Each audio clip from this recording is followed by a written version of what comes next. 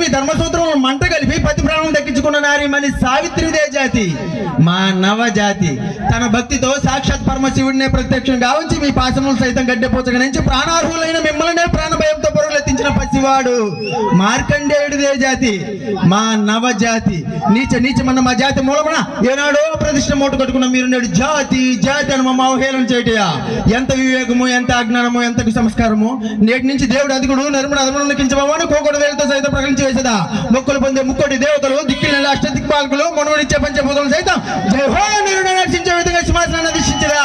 స్వర్ణమణి రత్నాకృతమైన సభా మందిరమున అకుంఠిత సేవ దక్షిణ పరిహార సమూహం మధ్యమున భూతల పరిరక్షణ ధర్మ నిలయమైన ఈ రౌరవమున సర్వదా సతదా సహస్రద పాప పంకిలమైన కుల మత జాతి కోపమును సమూలంగా శాశ్వతంగా ప్రక్షాళన గావించేదా?